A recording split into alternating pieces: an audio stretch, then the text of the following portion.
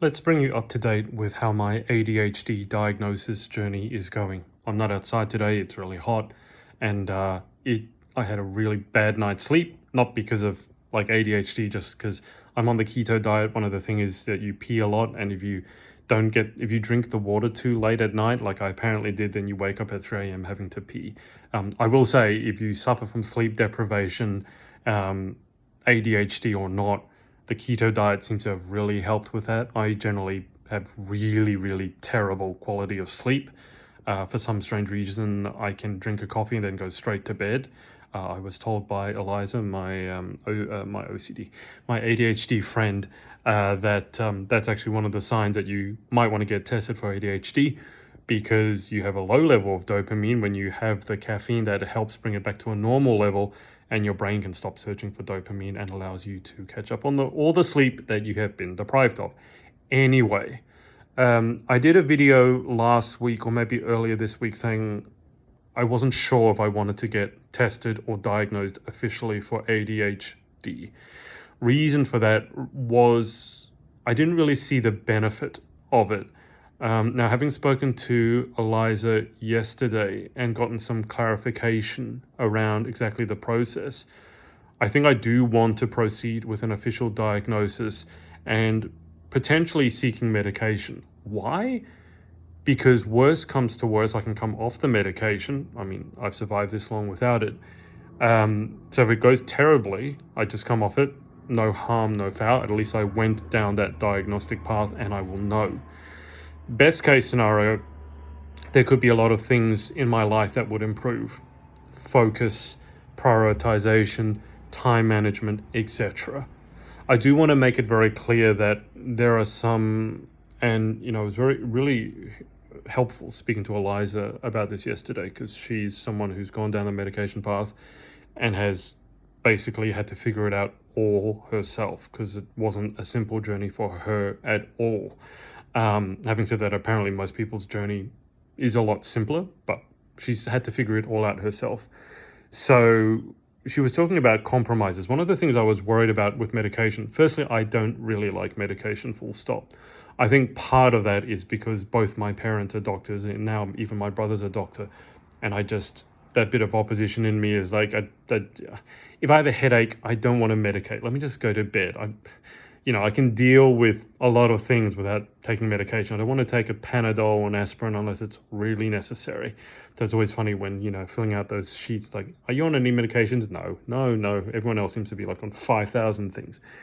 So I'm not a fan of medication in general. Having said that, I mean, the stereotype that I've heard, not a stereotype, but what I've heard from people with ADHD, my friends, is that obviously there are side effects with most of these medications, if not all. One of them being that you kind of become a zombie, you lose your personality.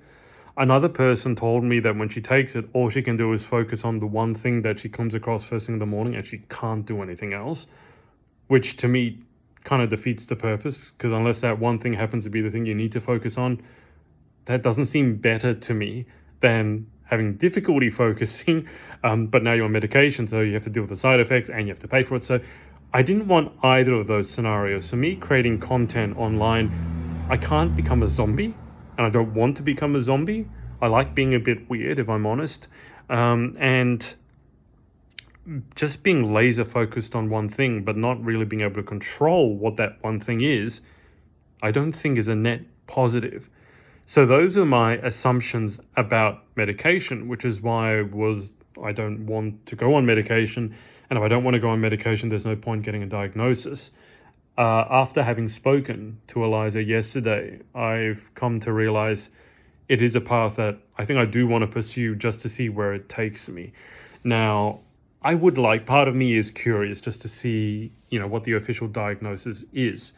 And what I wanted to do in this video is just bring you up to date with some of my experiences just from yesterday, trying to work out how to get officially diagnosed, at least here in Australia. Now, first thing, went to Google, and Google says the following people can give you an official diagnosis. So there's doctors.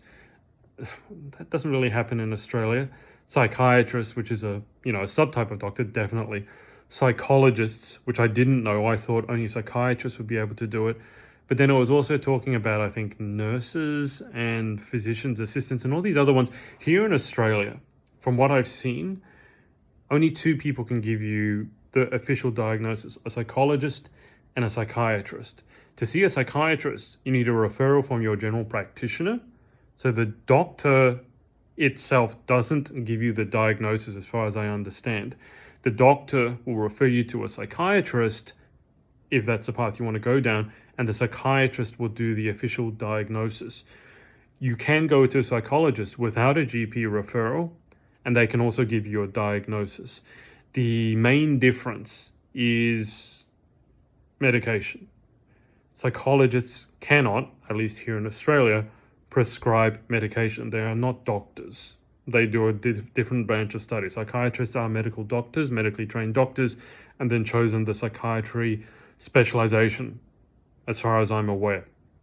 And so when I was thinking about which path do I want to go down, I was looking at the psychologist's path, and it didn't really gel with me for some reason. The diagnostic tests that they came up with, even from doing the few self-tests that I did, I was beginning to see through the questionnaires that the psychologists seem to be using.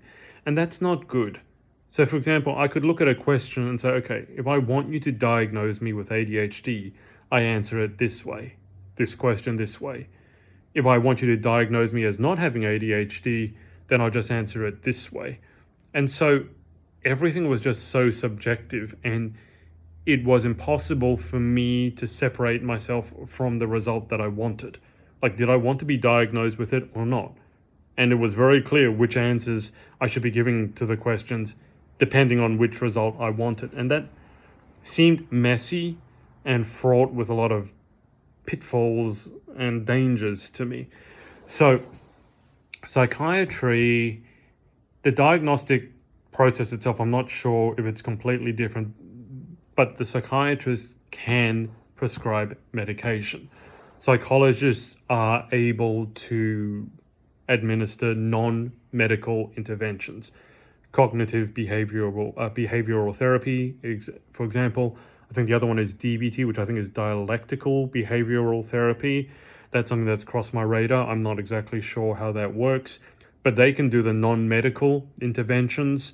There are ADHD coaches as well. I didn't even know that was a thing 2 weeks ago. There's quite a few of them out there. There are associations as well that train these people up. So psychologists, no medication. Psychiatrists, medication if you want. Now for me, if indeed it turns out that I have ADHD, I think I'm going to want to try medication just to see what the difference is. So another reason I decided I probably don't want to go down the psychologist path is that I go through all those hoops, and it's probably about 4 stages of getting a diagnosis with a psychologist. There's an initial sort of screening, and then there's an initial test. And then if you kind of pass those tests, as in you have ADHD or it's likely, then you go through a further, more thorough battery of tests. I thought there were IQ tests and all sorts of other tests in there, and that can take several hours. And then the 4th one, you go in and they give you the report and walk you through possible courses of action, at least here in Australia, and at least from the ones that I saw. The issue for me there was, okay, so I would get to the end of the diagnostic path. If I have ADHD and I want to try medication, I then basically would have to restart the whole process with a psychiatrist. Psychiatrists won't just, at least as I understand it again, won't just give me medication because the psychologist can't prescribe medication. So the psychiatrist would have to do their own evaluation, and so I'm kind of doubling up. So I was just like, why not just start with a psychiatrist? And then if I do want to take a medical route, the psychiatrist can prescribe that without me having to go down another diagnostic route and repeating the process again. I will say, prior to this, I assumed that a psychiatrist would be more expensive. However, here in Australia, psychiatry, being in the medical field, is covered at least somewhat by Medicare. our universal healthcare system. Psychologists, not being in the medical field per se, are not covered, as far as I understand, by Medicare. They can be covered by your private health, but my private health doesn't cover psychology. So from what I saw, a complete diagnostic pathway with a psychologist would be in the vicinity of $1,000 to $1,500. That's Australian. I don't know what it is in other countries, but $1,000 to $1,500. Turns out, and again, this is from speaking with Eliza, that psychiatrists would be in the vicinity, I think, of $200 to $300 per session, and you're probably looking at least 2 sessions, maybe 3 sessions to be diagnosed, so that would still be under $1,000, and then you're getting some money back through the Medicare rebate. So for those reasons, I am now looking at getting a GP referral, General Practitioner referral, your family doctor type of thing, to see a psychiatrist to get a diagnosis with an eye to going on medication.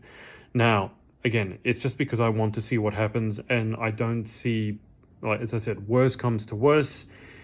If the medication doesn't work out, there's nasty side effects, I can just stop, obviously with medical help. I don't want to just come off one of these drugs, and then, because that can also cause some very severe withdrawal effects. So I'll do that under supervision. But my curiosity is now piqued because I do want to see what my quality of life is like with the right medication. Not the one that was going to turn me into a zombie, and not the one that's going to make me just focus on one thing and then that's all I can do. And I think that it's going to be an individual journey. Everyone is different, and that's part of the challenge. Everyone's diagnostic path is going to be individual. It largely depends on who you go to see. Some psychiatrists, some doctors, some psychologists will not be great at diagnosing with you with ADHD. Some of them, frankly, don't believe it even exists. So I definitely don't want to go and see someone like that for an adult ADHD diagnosis, and also being adult ADHD, not the childhood ADHD. I really want to find someone who has a specialty in adults with ADHD. I don't want there even to be a question of, well, you did well at school and you seem to be able to pay attention, so you can't have ADHD, because that would, no, that's just so not what I want to do. I don't want to be arguing with, the person who's supposed to be helping me. So I think that's the pathway that I want to go down after giving it some thought. And again, having spoken to Eliza yesterday, who was able to fill me in with a lot of the information that, frankly, is very difficult to come across when you're Googling. Even though I Googled, the ADHD self-diagnosis Sydney, there's so much information out there, and a lot of it is just not really helpful. It's quite hard to come across information that tells you, here's what will happen, here are the tests that we'll administer, and go. It's a lot of marketing material. It's some generalized psychology clinics starting up a secondary website under the ADHD moniker, so you think it's an ADHD focused business, and it turns out it's just a subset of the generalized psychology business. So you end up, and it was quite frustrating, just going through back and forth, and then some people give you the cost, some don't, and it is not something that I want to be complicated, more complicated than it needs to be. I am looking at this as I'm probably taking on almost like a business partner, because I think there should be some back and forth in terms of the medication, the result. I do believe there should be a discussion as to the outcome that's desired. Like, okay, you want to go on medication. Why? What are you hoping for? Again, I don't want to go to a psychiatrist, for example, who says, yeah, you got ADHD, here's a prescription for Ritalin or whatever medication, just go away. I need a more considered response than that.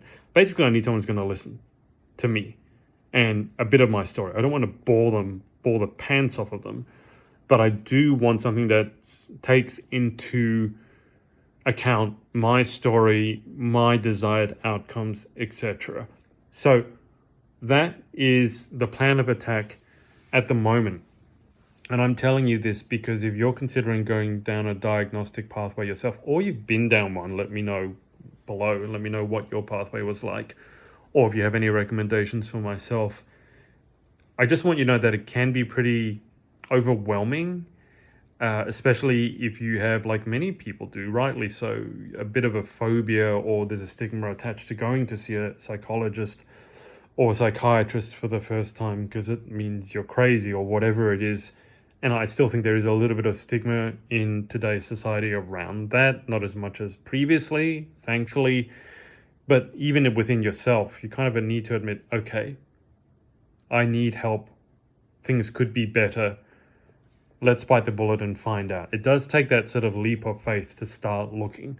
But I think once you start, and hopefully this discussion, at least in Australia, has helped you. I don't know what the pathways are in other countries, but here in Australia, you've got psychologist, psychiatrist.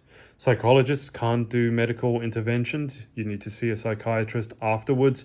Psychiatrists can do both a diagnosis and the medical intervention. And to be completely honest, psychiatrists have to study more. They have to study to become a doctor as well. So they have a longer tenure of having to study. So I kind of like that. I like someone who knows more, who's done more study, even though I don't necessarily think that more study means you know more, especially as someone who's self-taught himself so much. But it's just reassuring to me that a psychiatrist has had to study to become a medical doctor and has knowledge of more, perhaps more fields or more in depth. And I want that reassurance. So that's where it's at the moment. If you happen to be in Sydney, Australia, and you know any good psychiatrists, please let me know. You can put them in the comments or just send me an email. But that is the plan of attack at the moment. And we will see how it goes. As I said, what's become clear is that, as with a lot of ADHD things, it's very different for different individuals. And that can make it, what's already daunting, seem even more daunting, because you listen to what other people's pathways have been like, or even what their symptoms are like, and you're like, well, that's nothing like me, so I must not have it. And then you talk to someone else who does have symptoms like you, then you go, I must have it. And then you go somewhere and let's say you deal with someone a psychologist or psychiatrist, who just has a very outdated view of ADHD and says, well, you did well at school and you can pay attention, so you don't have ADHD. And then you go, okay, I don't have it.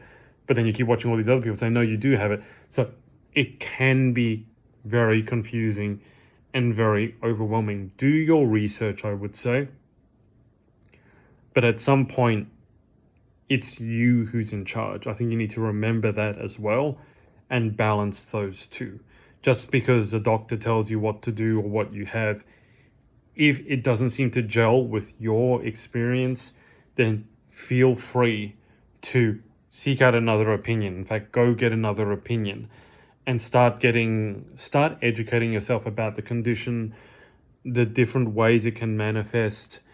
Because the more that you know, I think the better a result you're going to get. I definitely would advise against going to a psychologist or psychiatrist or anyone else for that matter, having no idea about ADHD and just leaving it in their hands. Sometimes it could go really great, other times it might not. And so I want you to get the best outcome. And I think that's going to be, the chances of that are going to be greatly magnified if you do some education yourself. Even if it is talking to friends of yours who have ADHD, like I did with Eliza, or you go onto the Google, or you ask ChatGPT or Bard or whatever it is, go on YouTube. Obviously there's dud information out there, but there's dud people in any industry as well. So do your research, educate yourself as far as you can. And then I think if you decide to go down the diagnostic route, whichever one you take, when you decide to do that, I think your chances of getting an optimal outcome will be greatly magnified. So I'll leave it there. Peace out. Speak to you next time.